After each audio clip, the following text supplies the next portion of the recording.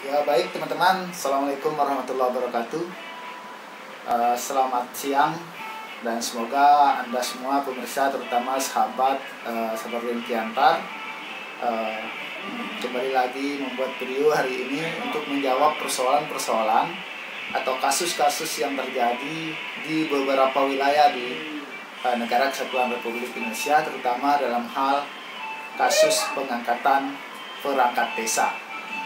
Di beberapa wilayah, terutama banyak orang yang mengimbau atau meng-IDM saya bahwa terkait rekomendasi camat itu, siapa sih yang harus direkomendasi, itu yang dipertanyakan kepada saya. Karena dari kasus yang mereka alami bahwa mereka mendapat nilai tertinggi, lalu kemudian yang direkomendasi adalah nilai kedua atau bahkan nilai ketiga. Nah, lalu kemudian apa fungsi seleksi itu, apakah proses seleksi itu salah atau tidak. Nah, untuk menjawab pertanyaan teman-teman terkait siapa yang harus direkomendasi idealnya, pada siang hari ini saya sudah menghadirkan salah seorang narasumber. Ini cukup mumpuni, kasih pemerintahan Kecamatan Putu Tano. Beliau sudah banyak pengalaman, kemudian menangani kasus-kasus atau mendampingi proses pengangkatan perangkat desa, terutama di Kecamatan Putu Tano. Di antaranya ada kasus pengangkatan perangkat seleksi perangkat desa Tebo, kemudian Senayan, ya. Senayan, kemudian Kiantar, ada Tonanga, ya, kemudian itu sudah. Yang jelas semua rekomendasinya selalu yang nomor 1. Lalu kemudian kenapa tidak diangkat nomor 2 seperti wilayah-wilayah lainnya? Karena ketika direkomendasi oleh camat itu justru bukan yang nilai tertinggi. Lalu kemudian kenapa di kecamatan ini tetap rekomendasinya itu diarahkan kepada nilai tertinggi? Beliau ini, saya perkenalkan dulu narasumber saya, namanya Pak Rul Hamzah. Gimana Pak Rul? Baik, terima kasih. Assalamualaikum warahmatullahi wabarakatuh. Terkait dengan rekomendasi camat ya, diberikan kepada siapa sebenarnya idealnya.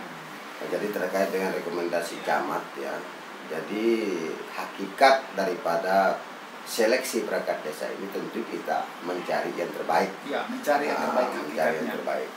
Jadi kami di Kecamatan Putu Tano ya, alhamdulillah sudah beberapa kali pemerintah desa melaksanakan kegiatan seleksi perangkat desa, dan alhamdulillah berjalan dengan lancar ya. Lancar dan baik, aman, tertib. Nah, di situ pemerintah desa ya mengirimkan laporan hasil seleksi perangkat desa kepada camat ya, untuk dimintai rekomendasi. Nah, di situ ada 2 orang ya. Ada 2 orang yang dikirimkan namanya sesuai dengan hasil seleksi. Jadi ada 2 orang. Kenapa 2 orang? Ya. Kenapa 2 orang? Kenapa ada nilai tertinggi dan nilai kedua. 2 orang ini kan ada nilai tertinggi nomor 1 ya. Kemudian tentu yang kedua ini nomor yang nilai kedua ya. Jadi yang tertinggi ini kita harus memberikan rekomendasi. Kenapa tidak ini dikirimin sama pemerintah 1 orang? Menurut aturan, di aturan ini maksimal 2 orang kan. Ya. Nah, apa alasannya? Ketika ya masa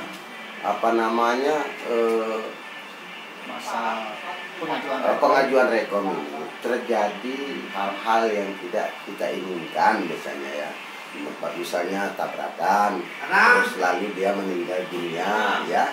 Yang peringkat 1 ini, maka pemerintah kecamatan akan memberikan rekomendasi kepada yang nomor 2. Nah, itu. Jadi sifat yang nomor 2 ini adalah sebagai cadangan, antisipasi. Misal yang pertama ini meninggal dunia, kecelakaan atau tersangkut kasus-kasus tindak pidana 5 tahun penjara. Nah, jadi itu kesimpulannya teman-teman. Nah, jadi nomor 2 hanya sebagai cadangan, antisipasi ketika yang nilai pertama yang tertinggi ini mengalami kematian atau kemudian terjangkut kasus atau cacat tetap.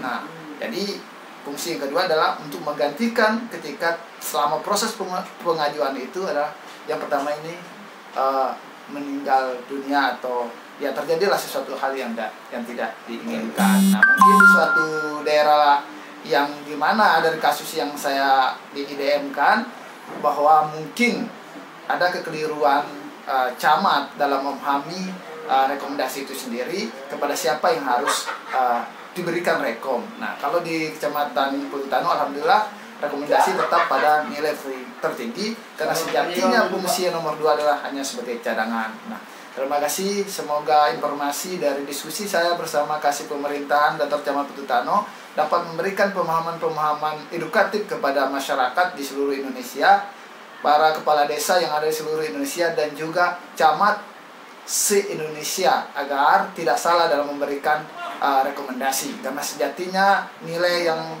kedua, ketiga itu adalah sebagai cadangan. Rekomendasi tetap fokus pada yang nilai tertinggi.